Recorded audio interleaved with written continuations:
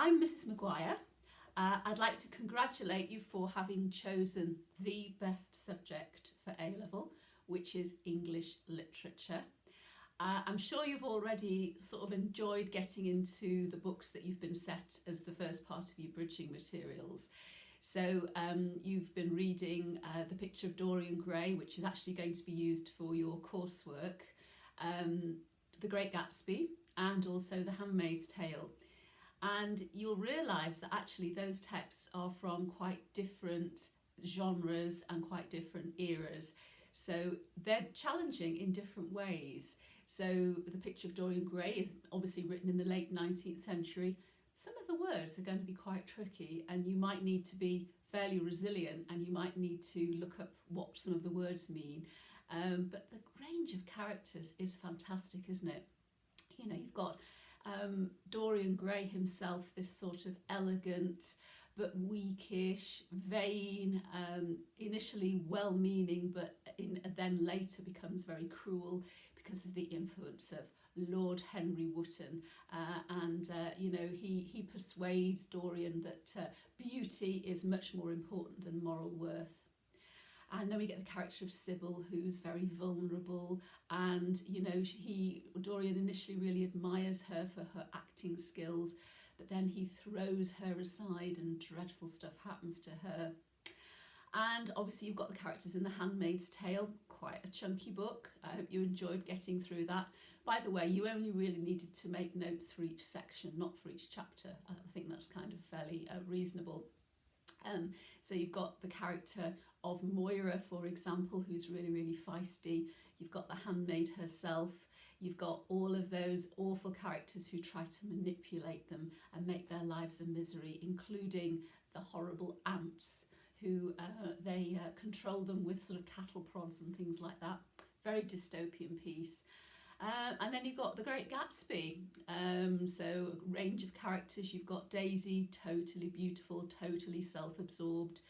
You've got the character of Nick Carraway, the sort of besotted narrator.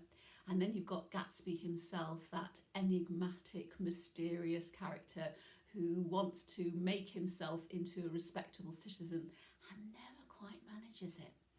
So I hope you've decided which one you're going to be writing about, and that you've written a considered piece about your chosen character from those stories.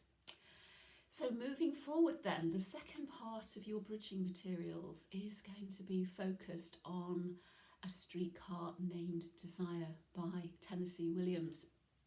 And this is my favourite play, I think, actually, that I've ever read. And it centres around this woman called Blanche Dubois. Now, Blanche, bless her heart, she's had a really horrible history, which we sort of find out about as the play progresses in flashback, really.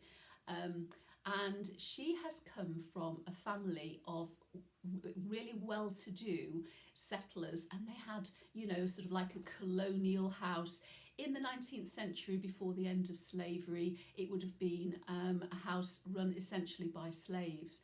And then when slavery was abolished, they had to try to run their mansion, their plantation, their fields without the use of slaves, because when you have to pay people, everything is much, much more expensive. So obviously the mansion came to sort of deteriorate, not helped by the fact that Blanche's ancestors were dissolute, they were immoral, they just really liked boozing and womanizing and all of that stuff.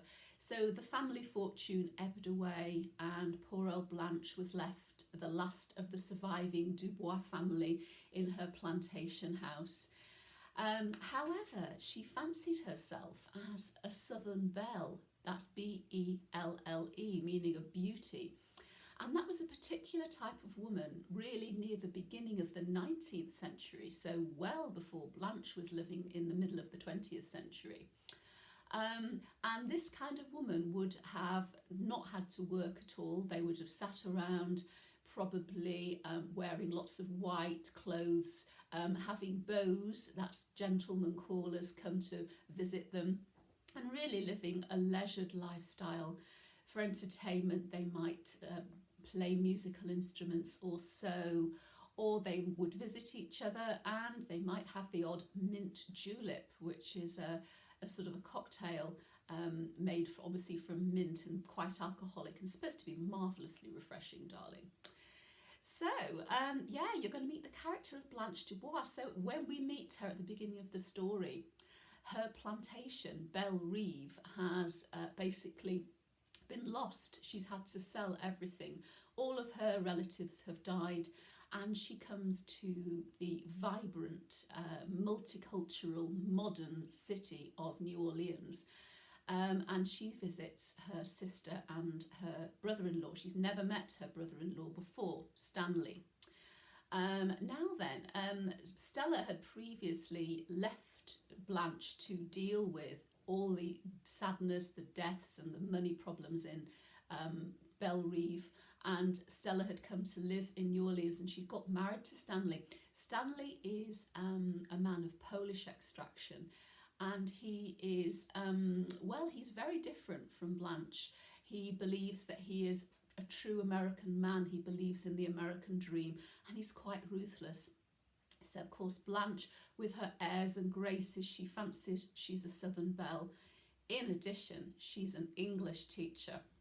I know. So she's very pretentious. She's always quoting poetry, and she really enjoys putting Stanley down and commenting on his poor manners and referring to him as a caveman and all of that. And what could possibly go wrong? Of course, he's hugely offended by this because, you know, he's proud. He's been in the army in the Second World War, and he's fought for his country, America. And he doesn't like being put down. Funny that, isn't it? So I hope you really enjoy reading A Streetcar Named Desire, and I hope you come to some interesting conclusions about Blanche. Do we feel sympathetic towards her, or do we not? Because she has had some horrible experiences, but on the other hand, she doesn't half rub people up the wrong way. So I hope you really enjoy reading A Streetcar Named Desire, and I look forward to seeing you in September. Actually, around this time, I normally have a little mint julep. So cheers to you, and you crack on with the work, and I'll see you very soon. Delicious.